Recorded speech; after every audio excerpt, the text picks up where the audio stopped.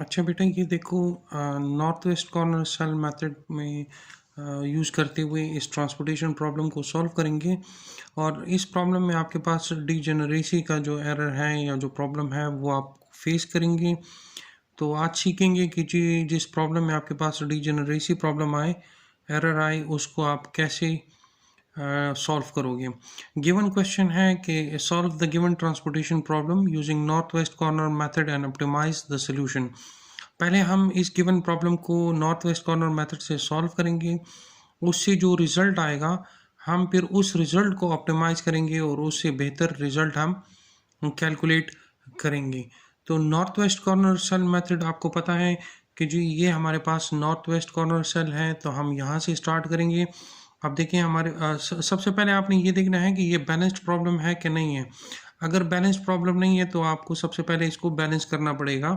तो सप्लाई देखिए आपके पास है 10, 15 और 40। ये आपके पास बन रहा है 65। इसी तरह 20, 15 और 30 ये भी आपके पास बन रहा है 65। तो this is a balanced transportation problem. अब इसको सॉल्व कर रहे हैं using north west corner method. तो देखें ये सेल आपके पास नॉर्थ वेस्ट कॉर्नर है। यहाँ सप्लाई आपके पास 10 है, डिमांड आपके पास 20 है। तो आप इस सेल को 10 एलोकेट कर सकते हो। जब इसको आप 10 एलोकेट कर दोगे तो ये सप्लाई आपके पास 0 हो जाएगी और ये डिमांड आपके पास 10 हो जाएगा। जब ये सप्लाई आपके पास 0 हो गई तो फिर इस रो को सॉल्व करने की ज़रूरत नहीं है। अब रिमेनिंग जो सेल है इसमें आपने नॉर्थ वेस्ट कॉर्नर देखना है। तो ये आपके पास नॉर्थ वेस्ट कॉर्नर सेल है जहाँ पे सप्लाई आपके पास 15 है, डिमांड आपके पास 10 है। तो आप ये 10 इस सेल को एलोकेट कर सकते हैं। ये 10 जो है ये 0 हो जाएगा और ये 15 जो है आपके पास 5 रह जाएगा। जब ये 0 हो गया तो फिर इस सेल को सॉल्व करने की ज़रूरत नहीं है। अब ये नॉर्थ वेस्ट कॉर्नर है, यहाँ आपके पास सप्लाई 5 है, डिमांड आपके पास 15 है। तो आप 5 इसको एलोकेट कर सकते हैं। जब आप 5 एलोकेट कर देंगे तो ये वाला 5 अब आपके पास 0 हो जाएगा और ये 15 अब आपके पास 10 रह जाएगा। जब ये 0 हो गया तो फिर इस सेल को सॉल्व करने की ज़रूरत नहीं है। रिमेनिंग ये दो सेल हैं जिसमें ये नॉर्थ वेस्ट हैं, डिमांड 10 है, सप्लाई 40 है। तो आप इसको 10 एलोकेट करेंगे। ये 10 जो है ये 0 हो जाएगा और ये 40 अब आपके पास 30 रह जाएगा। लास्ट सेल ये है, डिमांड भी 30 है, सप्लाई भी 30 है। तो आप इसको 30 एलोकेट कर सकते हैं। ये 30 भी 0 हो जाएगा और ये 30 भी आपके पास 0 हो जाएगा। जब आप ट्रांसपोर्टेशन कॉस्ट इसकी मालूम करेंगे,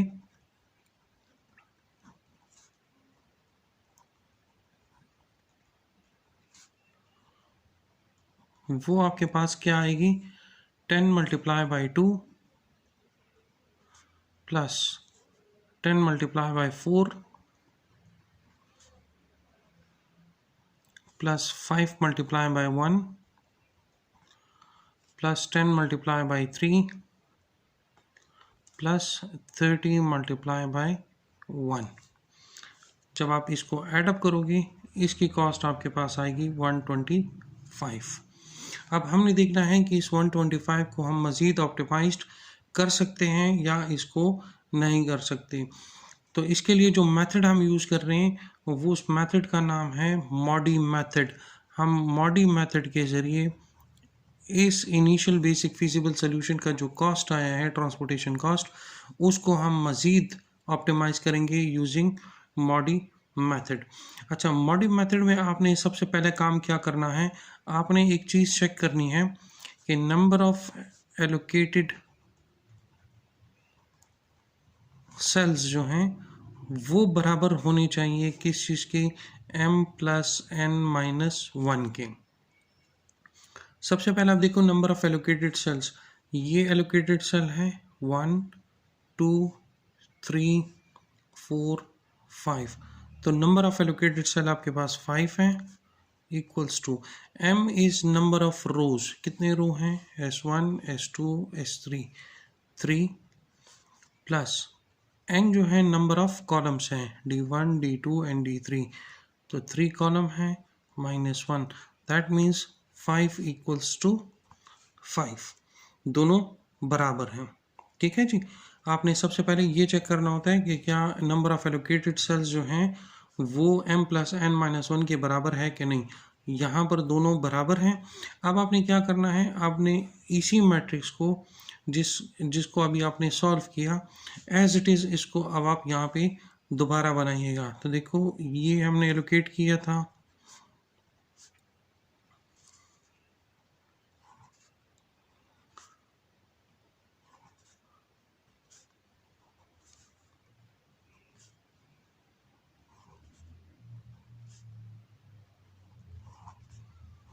ये सेम वही टेबल है, यहीं से मैंने यही वैल्यूज उठा के यहाँ पर लिख दिए हैं। अब आपने क्या करना है, आपने u1 मालूम करना है, आपने u2 मालूम करना है, u3 आपने मालूम करना है, ये v1 आपने मालूम करना है, ये v2 आपने मालूम करना है, और ये v3 आप लोगों ने मालूम करना है। इनिशियली हमें u और v में से किसी एक को ज़ीरो कंसिडर करना पड़ेगा, इनमें से किसी एक को ज़ीरो कंसिडर करना पड़ेगा या इनमें से किसी एक को ज़ीरो कंसिडर करना पड़ेगा। तो वो कौन सा होगा, उसका आसान एक मेथड है। आप देखो कि जी जिस रो में या जिस कॉलम में आपके पास नंबर ऑफ एलोकेशंस ज़्यादा हो तो आप उसको ज़ीरो कंसिडर करें। देखिए इस रो में एलोकेशन आपके पास 1 है, इस रो में आपके पास एलोकेशन 2 है, इस रो में भी एलोकेशन 2 है, इस कॉलम में एलोकेशन 1, इस कॉलम में 2 एलोकेटेड सेल्स हैं, इसमें भी 2 एलोकेटेड सेल्स हैं। दैट मीन्स कि 2 जो है वो रो में भी है और कॉलम में भी है। तो अब आप अपनी मर्ज़ी से इनमें से किसी एक को ज़ीरो कंसिडर कर लें। यहाँ मैं इस सेल को U2 को ज़ीरो कंसिडर कर रहा हूँ। ठीक है जी। जब ये मेरे पास ज़ीरो हो गया, यहाँ देखिए अब मैं V1 को कैलकुलेट करूँगा। इस एलोकेटेड सेल को आपने देखना है, यहाँ पर आपके पास वैल्यू मौजूद है 4, अब और यहाँ U2 की वैल्यू है 0। दैट मीन्स V1 के साथ यहाँ V1 के में सॉरी यहाँ पर पहले इस सेल को देखना है, ये एलोकेटेड सेल है। ठीक है जी। U2 मेरे पास 0 है, तो मैं यहाँ पे क्या वैल्यू लिखूँ कि मेरे पास रिज़ल्ट यहाँ पे 4 आ जाए। मतलब इस ज़ीरो के साथ मैं क्या प्लस कर दूँ कि मेरे पास रिज़ल्ट 4 आ जाए। अगर मैं ज़ीरो के साथ 4 ऐड करूँगा तो ये रिज़ल्ट 4 आ जाएगा, तो V1 की वैल्यू मेरे पास हो जाएगी 4। इसी तरह अब V2 कैलकुलेट करूँगा, U1 0 है और यहाँ पे वैल्यू 1 है। ज़ीरो के साथ मैं क्या ऐड करूँ कि उसका रिज़ल्ट 1 आ जाए। तो अगर ज़ीरो के साथ मैं 1 ऐड करूँगा तो ये 1 आएगा, तो इस कॉलम की वैल्यू मेरे पास 1 आ जाएगी। अब इसको मैं कैलकुलेट करूँगा तो देखो यहाँ पे मेरे पास V1 की वैल्यू 4 है और यहाँ पर 2 है। 4 के साथ मैं क्या वैल्यू प्लस कर दूँ कि मेरे पास यहाँ पे रिज़ल्ट 2 आ जाए। अगर मैं 4 के साथ -2 ऐड कर दूँ तो 4 - 2 तो ये 2 आ जाएगा। ठीक है जी। इसी तरह अगर U3 मैंने कैलकुलेट करना है, यहाँ पर वैल्यू 1 है, यहाँ पर एलोकेटेड सेल की वैल्यू 3 है, तो 1 के साथ मैं क्या ऐड कर दूँ कि ये रिज़ल्ट 3 आ जाए। तो अगर मैं 1 के साथ 2 ऐड कर दूँगा तो मेरे पास ये 3 आ जाएगा। अब ये कॉलम रह गया है, यहाँ पर 2 के साथ मैं क्या ऐड कर दूँ कि वो 1 आ जाए। अगर 2 के साथ मैं -1 ऐड कर दूँ तो मेरे पास ये रिज़ल्ट 1 आ जाएगा। तो आपने U और V की इस तरीके के साथ एलोकेशंस करनी है। इन एलोकेशंस करने के बाद आपने जो ये नॉन बेसिक सेल्स हैं जिनमें अभी एलोकेशंस नहीं की, ये सेल्स हैं जिसमें अभी एलोकेशन नहीं की, ये सेल हैं, ये सेल हैं और ये सेल हैं जिनमें अभी तक आपने एलोकेशंस नहीं की। इन सेल्स के लिए अब आपने पेनल्टी कैलकुलेट करना है। और पेनल्टी कैसे कैलकुलेट करते हैं, पेनल्टी का फार्मूला है PIJ equals to UI plus VJ minus CIJ। देखें पेनल्टी कैलकुलेट करने के लिए मेरे पास फार्मूला है PIJ equals to UI plus VJ minus CIJ। ठीक है जी, इस फॉर्मूले को आप यूज़ करोगे और आप पेनल्टीज कैलकुलेट करोगे। तो आप देखो ये जो सेल है ये first row second column, that means P1 2, first row second column P1 2। तो मैं इसके लिए कैलकुलेट करूँगा तो ये मेरे पास हो जाएगा P1 2 equals to U1 plus V2 minus C1 2। आप देखें आपके पास U1 की वैल्यू क्या है -2 और V2 की वैल्यू आपके पास क्या है 1 और 2। तो आप लिख सकते हैं -2 प्लस 1 माइनस 2। तो इससे आपके पास रिजल्ट क्या आएगा -3। तो आपने क्या किया, आपने इस सेल के लिए पेनल्टी कैलकुलेट की। ठीक है जी, U1 की वैल्यू -2 है, V1 की वैल्यू 1 है और इसकी वैल्यू 2 है। That means U1 plus V2 minus C1 2 जिसकी वैल्यू 2 है, तो उसकी पेनल्टी आपके पास क्या आएगी 3 आएगी। सेम इसी तरीके से अब आपने इस सेल के लिए पेनल्टी कैलकुलेट करनी है। तो ये सेल आपके पास है फर्स्ट रो में third column, that means P13। तो P13 आप कैलकुलेट करोगे P13 that means U1 plus P3 minus C1 3। इसमें अब आप वैल्यूज पुट करो। देखो U1 आपके पास है -2, V3 आपके पास है -1 और इसकी वैल्यू आपके पास है 3। तो ये आपके पास क्या बन जाएगा -2 -1 -3, ये आपके पास आ जाएगा -6। सेम अब देखें, अब आपने इस सेल के लिए कैलकुलेट करना है। ये सेल आपके पास कौन सा सेल है second row third column, that means P23। तो अब आप कैलकुलेट करो P23 के लिए, that means U2 plus V3 minus C23। जब आप इसकी वैल्यूज को कैलकुलेट करोगे तो आप देखो U2 की वैल्यू आपके पास है 0, उसके बाद V3 की वैल्यू आपके पास है -1 और इसकी वैल्यू आपके पास है 2।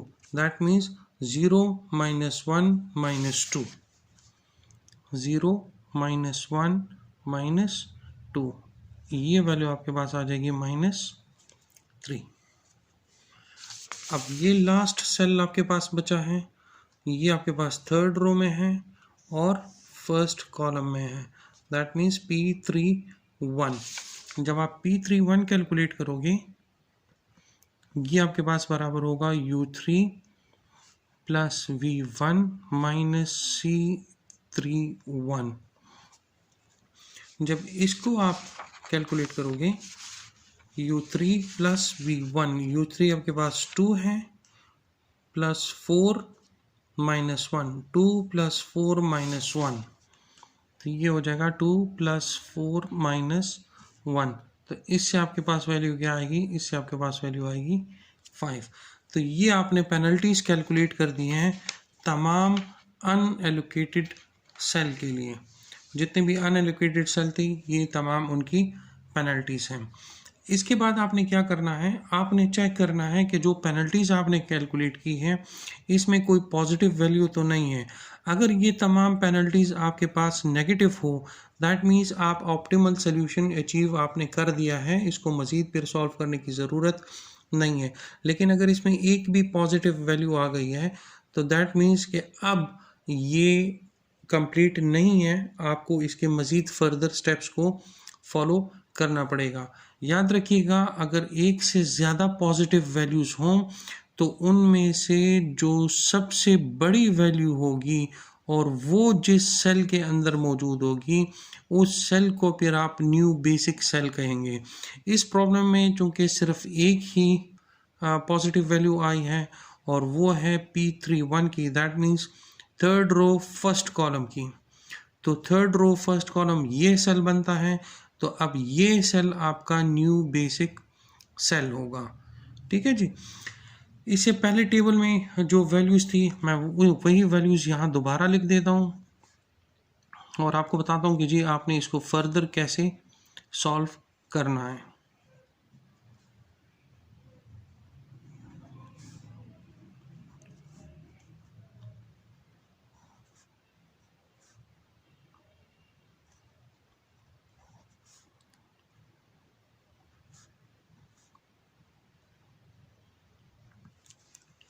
अच्छा जी, ये वही वैल्यूज़ हैं जो मैंने पिछले टेबल से लिखी हैं। अब देखिए, आपको ये तो पता चल गया कि ये सेल जो है अब आपका नया बेसिक सेल बनेगा। This is called new basic cell. अब आपने क्या करना है, अब आपने यहाँ से हॉरिजॉन्टल या वर्टिकल्स कुछ लाइन लगानी है। आप टर्न हमेशा आप एलोकेटेड सेल से करोगे।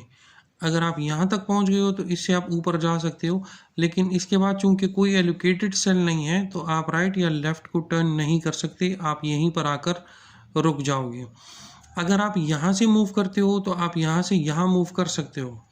ये चूंकि एलोकेटेड सेल है तो आप यहाँ से राइट या लेफ़्ट को टर्न ले सकते हो, लेकिन अगर आप यहाँ से ऊपर आ गए हो तो यहाँ से फिर आप राइट या लेफ़्ट टर्न नहीं ले सकेंगे, फिर आपको यहाँ पे रुकना पड़ेगा। तो यहाँ से ये जो न्यू बेसिक सेल आया है, यहाँ से हम ऐसे लाइंस ड्रॉ करेंगे कि यहाँ से हम स्टार्ट कर रहे हैं तो वापस एंडिंग भी हमारी यहाँ पर ही होनी चाहिए। तो आप देखिए, अगर मैं इस सेल से यहाँ तक आ जाऊँ तो ये चूंकि एलोकेटेड सेल है इसलिए मैं यहाँ से ऊपर की तरफ टर्न ले सकता हूँ, यहाँ पहुँच जाऊँगा। ये एलोकेटेड सेल है तो मैं यहाँ से राइट या लेफ़्ट टर्न ले सकता हूँ, तो यहाँ से मैं लेफ़्ट टर्न लेके इस सेल में आ सकता हूँ। फिर ये ऑलरेडी एलोकेटेड सेल है तो इससे मैं ऊपर या नीचे की तरफ आ सकता हूँ, तो यहाँ से मैं नीचे आऊँगा तो जहाँ से मैंने स्टार्ट किया था वहीं मैं वापस दोबारा पहुँच जाऊँगा। तो आप क्या करें, यहाँ से एक लाइन ड्रॉ करें इस सेल में, यहाँ से लाइन ड्रॉ करें इस सेल में, यहाँ से लाइन आप ड्रॉ करें इस सेल में, और यहाँ से आप वापस इस सेल में आ जाओ। इसी तरह आपने एक क्लोज्ड लूप बनाना है। ये मेरे पास एक क्लोज्ड लूप बन गया। जहाँ से आपने स्टार्ट किया था उसको आप प्लस निशान दे दें, एक प्लस एक नेगेटिव, एक प्लस एक माइनस, एक प्लस एक माइनस, इसी तरह आपने इनको मार्क करना है। ये प्लस हो गया तो अगला ये आपके पास नेगेटिव आ जाएगा, ये माइनस हो गया तो अगला आपके पास पॉजिटिव होगा, ये पॉजिटिव है तो अगला आपके पास नेगेटिव होगा। ठीक है बेटा। इसके बाद जो पॉजिटिव साइड्स की वैल्यू हैं इनको तो आप फिलहाल इग्नोर कर दें। जो नेगेटिव साइड्स की वैल्यू हैं, इन नेगेटिव साइड्स की वैल्यू में आपने देखना है कि इस वैल्यू में और इस वैल्यू में जो कम वैल्यू होगी उसको आपने इन दोनों से सब्ट्रैक्ट करना है और प्लस वालों के साथ आपने ऐड करना है। तो यहाँ दोनों चूंकि 10 है तो इनमें से कोई एक आप इससे भी माइनस करोगे, 10 आप इससे भी माइनस करोगे, 10 आप इससे भी माइनस करोगे, 10 आप इसके साथ ऐड करोगे और 10 आप यहाँ पर भी ऐड करोगे। तो देखो इस सेल में कोई चेंजेस नहीं आ रही, तो मैं इन सेल्स को तो पहले एज इट इज़ लिख दूँ जिनमें कोई चेंजेस नहीं आ रही।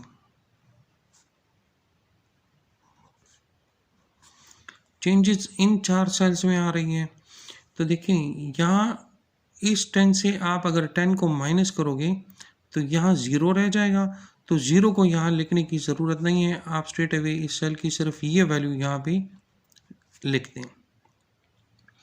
यहाँ से भी आप 10 को, चूँकि माइनस का साइन है तो यहाँ से भी आप 10 माइनस करोगे, तो 10 से अगर आप 10 को माइनस करोगे तो रिज़ल्ट 0 आएगा, तो वो यहाँ लिखने की ज़रूरत नहीं है, आप स्ट्रेट अवे सिर्फ ये वैल्यू जो है इसको यहाँ पे रिप्लेस कर दें। अच्छा, जो वैल्यू आपने इन दोनों से सब्ट्रैक्ट की है वही वैल्यू अब आप प्लस वालों के साथ ऐड करोगे। तो 5 के साथ अगर आप 10 ऐड करोगे तो ये आपके पास आ जाएगा 15। यहाँ जो कि पहले से 0 था, कुछ भी नहीं था, उसके साथ आप 10 ऐड करोगे तो ये वैल्यू अब आपके पास आ जाएगी 10 और ये 1 अपनी जगह पे आ जाएगा। ठीक है जी। यहाँ आके आपको दोबारा नंबर ऑफ एलोकेटेड सेल्स देखने हैं कि क्या वो बराबर है कि नहीं है। तो आप देखें जो नंबर ऑफ एलोकेटेड सेल्स हैं वो बराबर होने चाहिए m+n-1 के। तो आप देखें 1 2 3 4 नंबर ऑफ एलोकेटेड सेल आपके पास 4 आ रहे हैं, m आपके पास 3 रोज हैं, n आपके पास 3 कॉलम्स हैं, that means 3 + 3 - 1, that means 4 is not equal to 5, बराबर नहीं है। जब ये बराबर नहीं है तो दिस शोज कि आपके प्रॉब्लम में डीजेनरेसी मौजूद है। डीजेनरेसी यहाँ पे एग्जिस्ट करती है। अब आपने क्या करना है, आपने इस डीजेनरेसी को यहाँ से रिमूव करना है, इसको ख़त्म करना है। तो डीजेनरेसी कैसे रिमूव होगी, उसके 3 स्टेप्स हैं। ये स्टेप्स आपको पता होना चाहिए। पहला जो स्टेप है ये आपको कहता है कि जी start from the cell with least value. उस सेल से आपने स्टार्ट करना है जिस सेल में आपके पास वैल्यू सबसे कम हो, मिनिमम हो। अनएलोकेटेड सेल्स की बात कर रहा हूँ, एलोकेटेड सेल की बात नहीं कर रहा। अनएलोकेटेड सेल वो सेल जिसमें आपके पास वैल्यू सबसे कम हो। जैसे ये अनएलोकेटेड सेल है, इसमें आपके पास वैल्यू 2 है। ये अनएलोकेटेड सेल है, इसकी वैल्यू 3 है। ये अनएलोकेटेड सेल, इसकी वैल्यू 2। ये अनएलोकेटेड सेल, इसकी वैल्यू 3। और ये अनएलोकेटेड, इसकी वैल्यू 4। तो ये दोनों मिनिमम है, 2 2 है। तो या आपने इस सेल से स्टार्ट करना है या आपने इस सेल से स्टार्ट करना है, वो आपकी मर्जी है, उस पर कोई रिस्ट्रिक्शन नहीं है। तो आपने स्टार्ट यहाँ से करना है। एक चीज़ का आपने ख्याल रखना है कि देयर शुड बी नो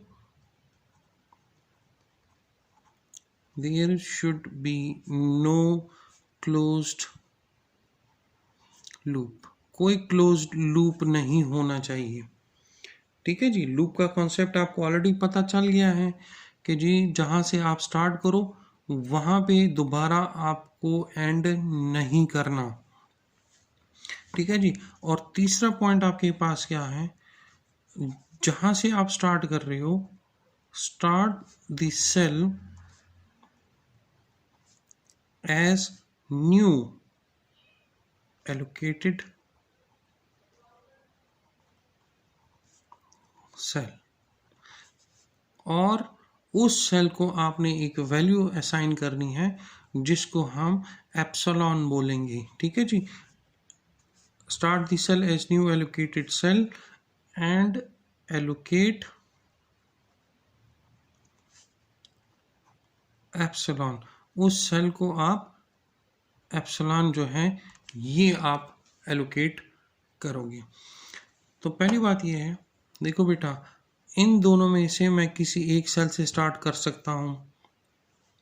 अगर लेट सपोज मैं यहाँ से स्टार्ट करता हूँ, अगर मैं इस सेल से स्टार्ट लेता हूँ तो देखें इस सेल से मैं इस तरफ आ सकता हूँ, इस तरफ भी जा सकता हूँ, लेकिन यहाँ से फिर मैं दोबारा टर्न नहीं ले सकूँगा। तो इधर आके मैं टर्न ले सकता हूँ। तो इस सेल से अगर मैं स्टार्ट करूँ मैं इधर पहुँचूँगा, इस सेल से मैं स्टार्ट करके वापस इस सेल तक पहुँचूँगा, इस सेल से मैं आगे इस सेल तक पहुँचूँगा। इससे ऑनवर्ड मैं नहीं जा सकता। ठीक है, क्योंकि मेरे पास और कोई एलोकेटेड सेल नहीं है, तो फिर मैं टर्न नहीं ले सकता। तो आप देखें, अगर आप यहाँ से स्टार्ट करते हैं तो आपके पास कोई क्लोज्ड लूप नहीं बनता, मतलब आपका स्टार्टिंग और एंडिंग पॉइंट जो है वो सेम नहीं है। तो इस पॉइंट को आप सेलेक्ट करोगे और इससे आप इस सेल में आओगे, यहाँ से आप नीचे इस वाले सेल में आओगे और यहाँ से वापस आप इस वाले सेल में आओगे। यहाँ तक आपका पाथ बनेगा और वो पाथ आपका क्लोज्ड पाथ नहीं होगा। तो ये जो सेल है, इस सेल को अब आपने वैल्यू असाइन करनी है, कौन सी, एप्सिलॉन। तो आप देखें यही वैल्यूज मैं यहाँ दोबारा लिख देता हूँ। इस सेल को मैंने वैल्यू एलोकेट की थी 10, इसकी वैल्यू 2 है, इसकी वैल्यू 3 है, यहाँ मेरे पास 4 मौजूद है, यहाँ मेरे पास 15 एलोकेटेड है 1 को, ये मेरे पास 2 है, यहाँ 10 एलोकेटेड है 1 को, ये वैल्यू मेरे पास 3 है और यहाँ 30 मैंने एलोकेट किया है 1 को। तो ये मेरे पास वो सेल था जिसमें कोई क्लोज लूप नहीं बन रहा। तो इस सेल को अब आप एप्सिलॉन एलोकेट कर दें। जब आप इस सेल को एप्सिलॉन एलोकेट करेंगे तो अब आप देखें आपके पास टोटल एलोकेटेड सेल कितने हो गए, 1 2 3 4 एंड 5। तो एलोकेटेड सेल आपके पास 5 हो गए और m प्लस n माइनस 1, इससे देखो कितना आता है, 5 equals to 3 rows and 3 columns, 3 plus 3 minus 1, तो 5 इक्वल्स टू 5। अब वो आपके पास बराबर आ रहे हैं। नेक्स्ट स्टेप में आपने क्या करना है, अब आपने दोबारा u1 की वैल्यू को मालूम करना है, u2 की वैल्यू को मालूम करना है, u3 की वैल्यू को, v1 v2 और v3 इसको अब आपने मालूम करना है। सेम वही प्रोसीजर होगा, जिस कॉलम या जिस रो में नंबर ऑफ एलोकेशन सबसे ज़्यादा होंगी उसको आप 0 कंसिडर करोगे।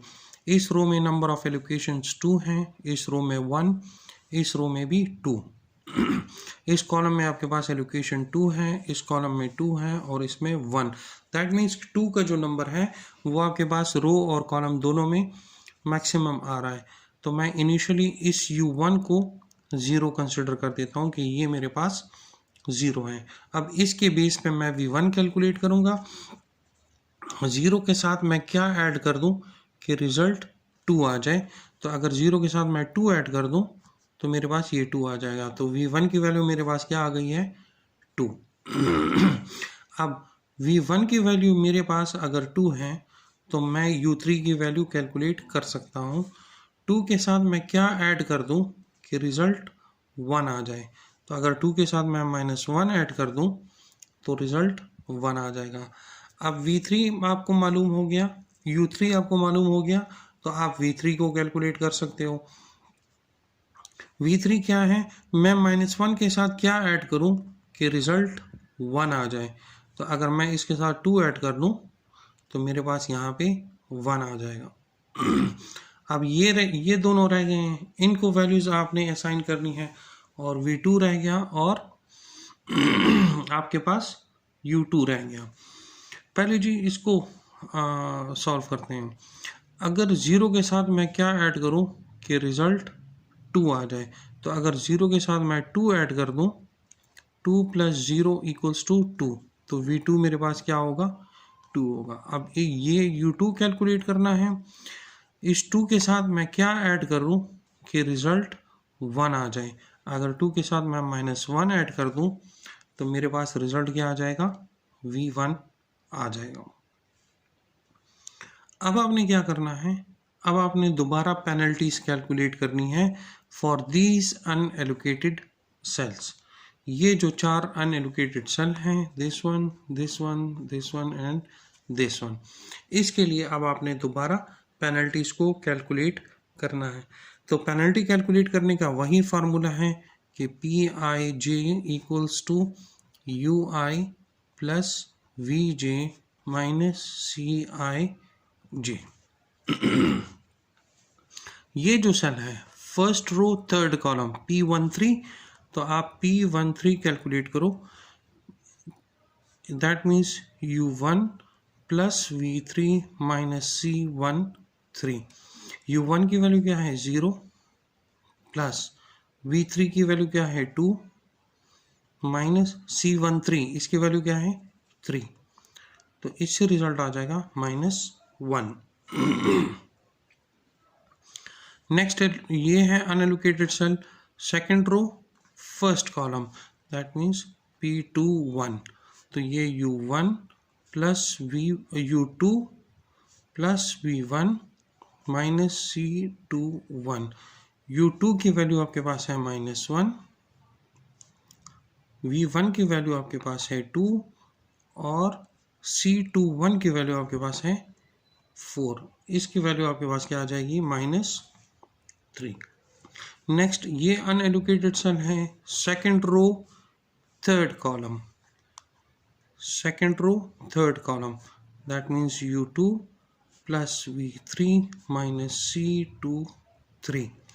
U2 की वैल्यू क्या है -1,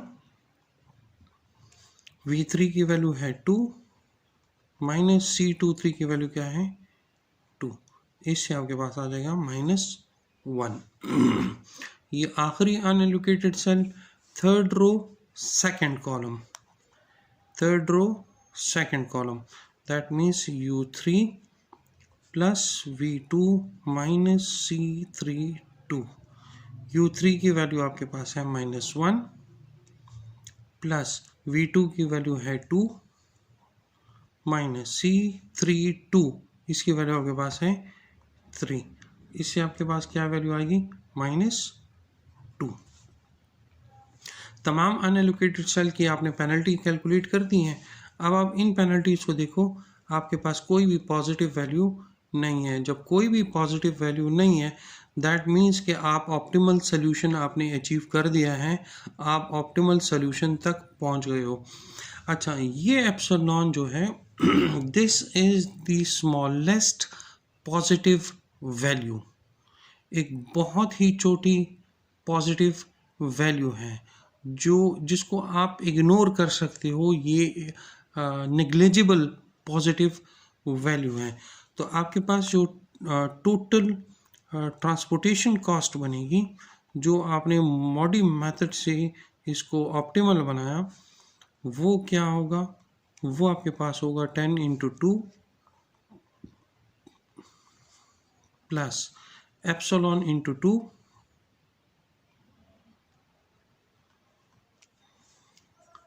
प्लस 15 × 1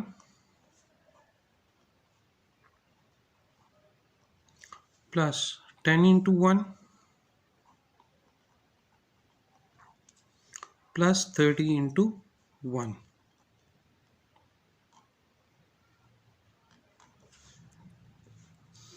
ये आपके पास आ जाएगा 20 plus 2 epsilon plus 15 plus 10 plus 30। ये आपके पास बन जाएगा 75 प्लस 2 एप्सिलॉन। और मैं आपको कह रहा हूँ कि जी एप्सिलॉन जो है ये बिल्कुल नेग्लिजिबल है, ये पॉजिटिव वैल्यू है, लेकिन सबसे मिनिमम, सबसे छोटी पॉसिबल वैल्यू है। तो आपके पास जो ऑप्टिमल रिजल्ट आएगा दैट इज़ 75। ये आपके पास ऑप्टिमल रिजल्ट है। अगर आप देखें, जब हमने इस क्वेश्चन को सॉल्व करना शुरू किया था, वहाँ पे हमारे पास रिजल्ट क्या आया था 125, जो कि हमारा इनिशियल बेसिक फिजिबल सोल्यूशन था। उसको हमने नॉर्थ वेस्ट कॉर्नर मेथड से सॉल्व किया, तो हमारे पास जो कॉस्ट आ रही थी वो आ रही थी 125। फिर उसी क्वेश्चन को हमने मॉडी मेथड से और इसको सिंप्लीफाई किया और इसको सॉल्व किया, तो मेरे पास ऑप्टिमल रिजल्ट आ गया है 75। तो मॉडी मेथड के ज़रिए आप ट्रांसपोर्टेशन प्रॉब्लम को, जिसको आपने चाहे किसी भी मेथड से सॉल्व किया हो, नॉर्थ वेस्ट से सॉल्व किया हो, लीस्ट कॉस्ट से सॉल्व किया हो, या आपने वोगल्स अप्रॉक्सीमेशन से सॉल्व किया हो, आप उसको मॉडी मेथड के ज़रिए और ऑप्टिमल सोल्यूशन तक लेकर जा सकते हैं। आई होप कि इससे आपको डीजेनरेसी का और मॉडी मेथड का कॉन्सेप्ट और क्लियर हो गया होगा। Thank you.